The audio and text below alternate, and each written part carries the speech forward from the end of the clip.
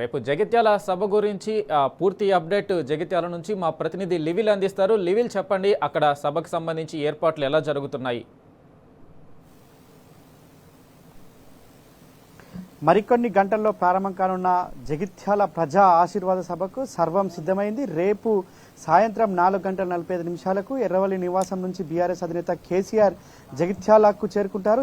Jagtial collector కార్యాలయం ఆవరణలో ఉన్న ఎలిప్యాడ్ వద్ద బీఆర్ఎస్ అధినేత కేసీఆర్ ఇక్కడ నుంచి నేరుగా బీఆర్ఎస్ పార్టీ కార్యాలయంలోకి వెళ్తారు. కార్యాలయంలో ఘన స్వాగతం అనంతరం సర్వమత ప్రార్థనలు ఉంటాయి.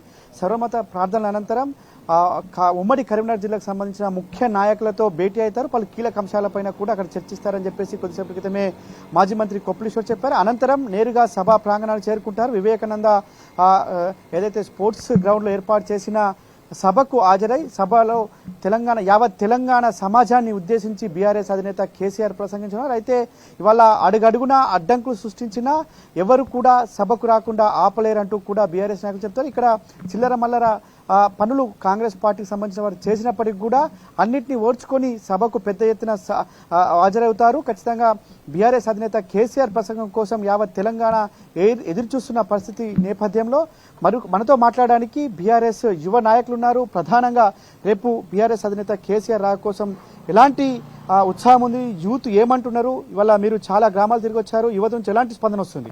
మేము తుంగతుర్తి నుంచి ఇక్కడ దాకా కేసీఆర్ కోసం వచ్చినాం. కానీ ఇక్కడ పరిస్థితి ఎట్లుందంటే ఈ రాక్షసుడు పరిపాలనలో రోడ్డు దోవుతాడు.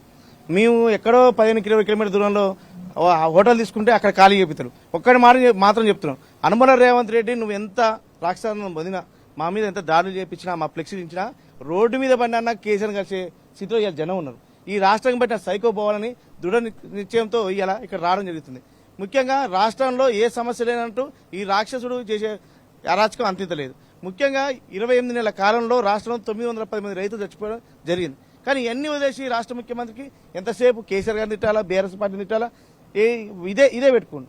మేమేమనుకుంటున్నాం అంటే ఈ తెలంగాణ తెచ్చిన కేసీఆర్ గారిని బట్టి అనరాని మాట్లాడుతున్నావు, నువ్వు ఖచ్చితంగా బుద్ధి చెప్పే బాధ్యత మేము తీసుకుంటాం.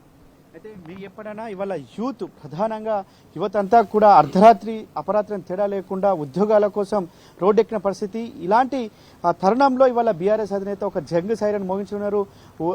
పోరాటాల పురిటిగడ్డ కరీంనగర్ నుంచే ఇవాళ మరొకసారి రేవంత్ పోవాలి, కేసీఆర్ రావాలని ఒక నినాదం మారుమవుతుంది. యూత్ ఏమంటున్నారు? మీరు గత కొద్ది రోజులు ఇక్కడ ప్రధానంగా సభ ఏర్పాట్లకు సంబంధించి కూడా ఇక్కడే ఉంటున్నారు, ఏమంటారు అసలు?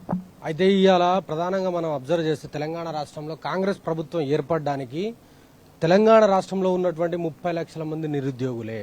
వాళ్ళు ఈరోజు గడప గడప ఊరు వాడ తిరిగి కాళ్ళు మొక్కి వాళ్ళని బతలాడి ఇలా మార్పు అంటున్నారు. వీళ్ళు మారితే, వీళ్ళు ప్రభుత్వంలోకి వస్తే మా బతుకులు మారుతాయి, మమ్మల్ని ఆశీర్వదిస్తారు, మాకు ఉద్యోగాలు వస్తాయని చెప్పేసి ఇవాళ ఊరు వాడ తిరిగి ఓట్లు వేయించి ఇవాళ చేస్తే నా కొడుకులు ఒక్క ఉద్యోగం అంటే 13,000 ఉద్యోగాలు ఇచ్చి ఆపేసిన దాఖలాలు ఉన్నాయి.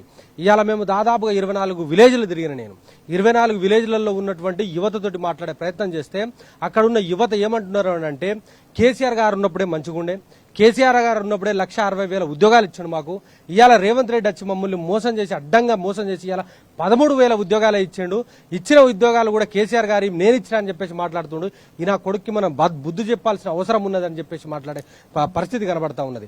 అదేవిధంగా మొన్న చూసుకుంటే అన్న అశోక్ నగర్ నుంచి అదేవిధంగా వాళ్ళ చిక్కడపల్లి లైబ్రరీలో చదువుకున్న పిల్లలు రూమ్ రెంట్ కట్టలేక, హాస్టల్ ఫీజులు కట్టలేక దాదాపుగా చాలా మంది ఊళ్ళకి వచ్చి పనిచేసుకునే పరిస్థితి ఇలా కనబడ్డది. ఇలా నేను వాళ్ళతో ఇంటరాక్ట్ అయినా. అదేవిధంగా కొంతమందిని చూసుకుంటే వాళ్ళు ఊళ్ళల్లో ఉన్నటువంటి రైతన్నలు వాళ్ళకున్న 5 గుంటలు 10 గుంటలు ఎకరము అరెకరం అమ్మి ఇలా దుబాయ్కి పంపించే యువకులను దుబాయ్కి పంపించే ప్రయత్నం జరుగుతూ ఉన్నది.